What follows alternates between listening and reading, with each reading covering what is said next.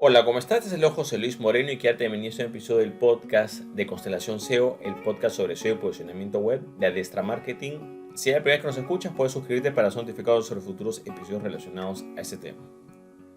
En el presente episodio vamos a hablar sobre la importancia de verificar el proveedor de email antes de hacer una migración de servidor o de alojamiento web. Las migraciones de un servidor o un alojamiento web de un proveedor a otro generalmente pueden tener algunos efectos SEO. Hay muchos efectos colaterales que pueden perjudicar, digamos, a un sitio web si este tipo de migración no se hace de una forma correcta. Por ejemplo, lo más básico es que tienes que sacar un respaldo y hacer una lista de todas las URLs que hay para que cuando se haga esa migración tú puedas verificar que esa migración se hizo de una forma adecuada, ¿no? Se supone que una buena migración a nivel web no debería haber ninguna diferencia para el usuario, debería haber la misma plataforma porque simplemente estás migrando de servidor, de un servidor a otro. Ahora, ¿qué es lo que pasa? Que esta migración o este cambio de servidor tiene que estar justificado. O sea, no es que tú lo haces porque, bueno, ya sabes que me gusta esta compañía y me voy. O sea, tiene que ser un poco más sustentado. Lamentablemente en este rubro, muchos de los cambios de servicio de alojamiento web o servidor se hacen simplemente por recomendación de personas que quizás no tienen esa especialidad o no conocen mucho sobre el tema o porque están simplemente familiarizados con una herramienta, ¿no?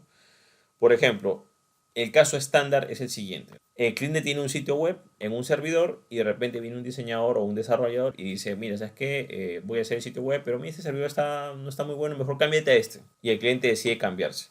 Claro, ese tipo de consejo date cuenta que no necesariamente está muy bien sustentado porque si vas a trabajar con un diseñador web o un desarrollador web, él debería trabajar en el servidor que tú le das.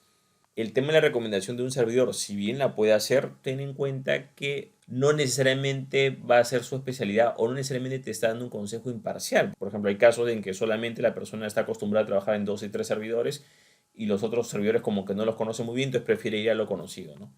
Entonces ahí no está correctamente sustentado. Ahí en este caso lo que tendrías que hacer es simplemente buscar a un diseñador web o un desarrollador web que esté acostumbrado a trabajar en ese servidor. Por ejemplo, casos, por ejemplo, de un cliente que tenía un servidor en GoDaddy y de repente el diseñador web dice, como no sabe trabajar en GoDaddy, dice, oye, pero no, mejor este no, mejor vámonos a otro servidor, ¿no? O te recomiendo un servidor de ellos, ¿no? Entonces, claro, muchos de estos consejos a veces no están sustentados. Entonces, en primer lugar es tomar en cuenta de que si tú te vas a cambiar de servidor o servicio de alojamiento web, tiene que estar correctamente sustentado. Por ejemplo, antes de irte de una compañía a otra, podrías ver la posibilidad de que en tu propio plan que tienes, quizás pagando un poco más, puedas acceder a un plan más elevado, pagando un poco más con más funciones. Quizás más capacidad, digamos, o más rapidez, etcétera, ¿no?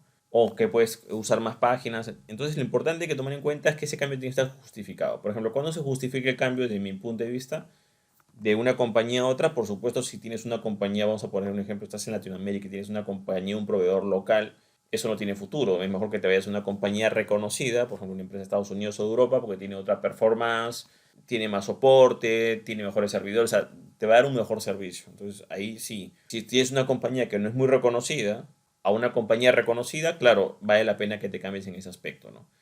Generalmente la mayoría de compañías, digamos, estadounidenses o, digamos, de Europa, tienen ciertos estándares como tal. Si la compañía está en LATAM y los servidores están en Latinoamérica, ya es un mal síntoma porque tú sabes que en Latinoamérica no hay esos mismos estándares de calidad. Pero aquí lo importante que sepas es que ese cambio tiene que estar sustentado y muchas veces ese cambio no es necesario. En algunos casos sí, en algunos casos no.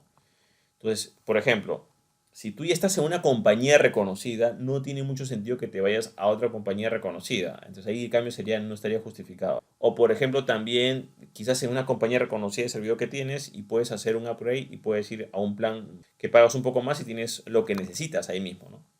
Ahora hay que tomar en cuenta que uno de los principales efectos, digamos, colaterales de ese tipo de cambio de servidor y que a veces no se toman en cuenta es el tema de los emails.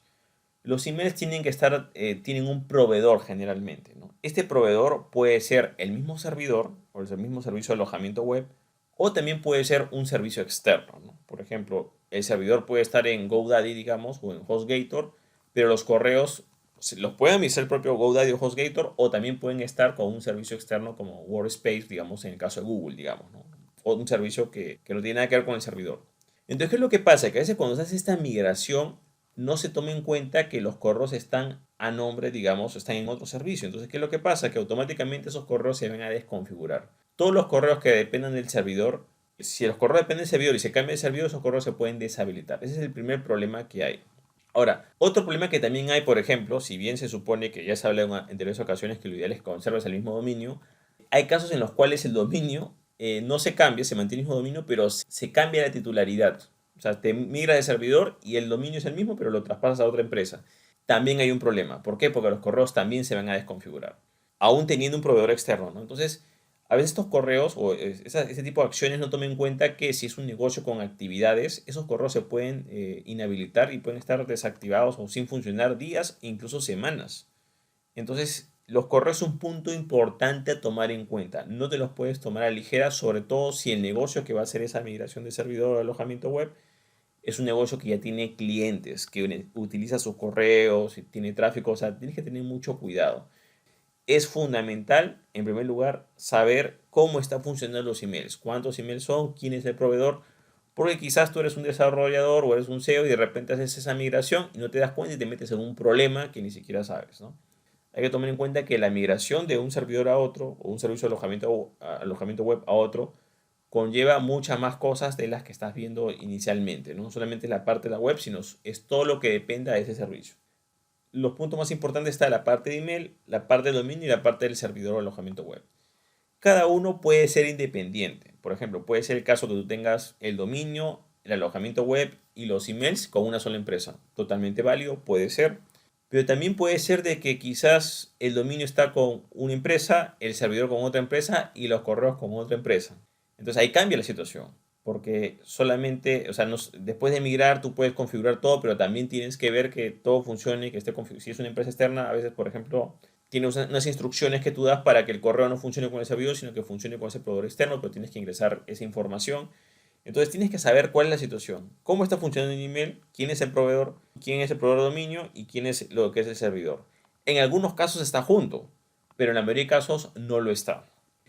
Cuando hagas cualquier tipo de migración, siempre es importante de que te asesores con un profesional que tenga experiencia en páginas con tráfico.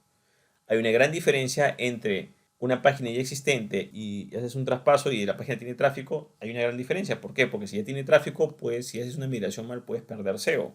¿Por qué? Porque la migración se hizo mal, no llegó todo, los enlaces se rompieron, etcétera, ¿no? O vas a remodelar el sitio web y encima cambia de servidor, tienes que hacerlo con más cuidado, ¿no?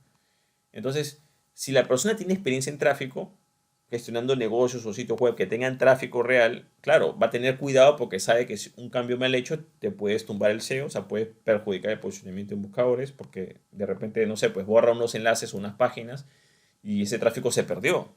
Y así las vuelvas a hacer, ya perdiste eso porque ya lo borraste, ¿no? Porque Google te va a posicionar las URLs que tienes. Si tú se las cambias, ya no te va a posicionar. O, por ejemplo, esa persona que tiene experiencia en sitios con tráfico sabe que el correo tiene una actividad, sabe que si hace una mala migración, el correo se va a caer 2, 3 días y eso va a generar un caos, ¿no? Ahora, otro punto importante en este aspecto es que tienes que aprender a separar las especialidades. Mucha gente como que tiende a unir todas las especialidades y dice, ah, bueno, este es el informático, este es el de tecnología, o este es el que... No, no es así. En la parte de marketing internet o la parte online, generalmente hay varias, digamos, como que especialidades. Por ejemplo, tienes el diseñador web, también tienes el desarrollador web, puedes ser un programador, tienes un anunciante, el que ve la parte SEO, posicionamiento en buscadores, tienes el community manager, tienes la persona, el editor de videos, la persona que gestiona que responde consultas online o que hace las ventas, la persona que ve email marketing o la gente que redacta, el analista de datos. Entonces aquí lo importante que sepas que si bien hay muchas especialidades, hay algunas cosas que sí son más o menos compatibles y otras que no. Por ejemplo, si la persona edita videos y crea imágenes, lo más probable es que no esté muy capacitada para darte ese tipo de consejos de migración de servidor, mientras que quizás si la persona ve la parte de analítica web o si ve más lo que es la parte de SEO, posiblemente sí te puedo orientar un poco más en ese aspecto, ¿no? Entonces aquí lo importante es que sepas de que no puedes generalizar, ¿no? Ah, ya, este es el experto en tecnología o el experto en marketing y todo y listo. Que pueden haber personas que conozcan varias áreas, sí puede haber, pero es poco probable. Entonces debes tomar en cuenta de que hay diferentes perfiles y generalmente estos problemas vienen cuando no te asesoras con la especialidad correspondiente. Siempre tienes que asesorarte con una persona especialista en esa área porque de esa manera vas a poder tener el mejor consejo.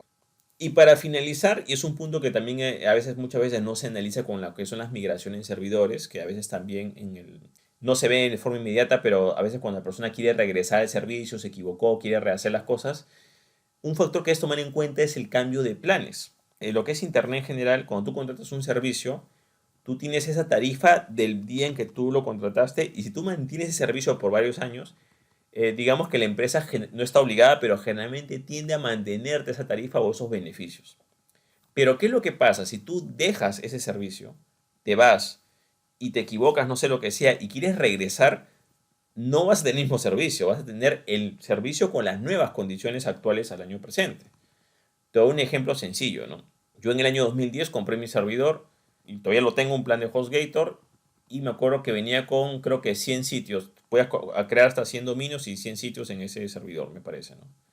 Actualmente ese mismo plan, o el nuevo plan cuesta lo mismo, pero solamente te permite tener 3 sitios, me parece, ¿no? Claro, han pasado más de 14 años, ¿no? Tiene que haber una diferencia, por supuesto. Pero lo importante acá que sepas es que si tú por casualidad tienes ya un plan de lo que sea, de email, de dominio, de servidor antiguo de varios años, tienes que pensar muy bien si haces un cambio. Porque si haces el cambio, por supuesto que vas a ir a la nueva tarifa, pero si tú quieres regresar, tú no vas a regresar con los beneficios anteriores. Tú vas a regresar a la misma empresa, pero la misma empresa lo más probable es que ya haya cambiado sus planes y vas a tener que pagar más por lo que quizás tú tenías antes. Y esto es muy importante, sobre todo cuando tienes un servicio de email, ¿no? Un servicio de email, a veces hay servicios que te cobran por email cierta tarifa, te vas, regresas y esa tarifa no es o no es válida, ¿no? O te dan emails gratuitos, o tenías estas funciones y ya no las tienes. Entonces es fundamental siempre pensar en este aspecto y todas las consecuencias que tiene hacer ese tipo de acciones sin pensar muy bien, ¿no? Lo importante es que cualquier tipo de acciones, lo que es cambio de proveedor de correo, de dominio o de servidor o alojamiento web, tienes que pensarlo con calma. Nunca tomes decisiones así, digamos, en caliente o por emoción, porque lo más probable es que vayas a tener problemas, ¿no? En lo personal he tenido muchos clientes que han tenido este problema y que realmente me han llamado cuando ya el problema ya estalló, ¿no? Se fueron por un mal consejo, quisieron regresar y cuando regresan se dan cuenta que las tarifas o los planes cambiaron, ¿no?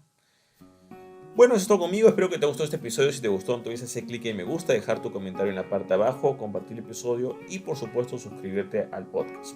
Bueno, es todo conmigo. Muchísimas gracias y estamos en contacto. Hasta luego.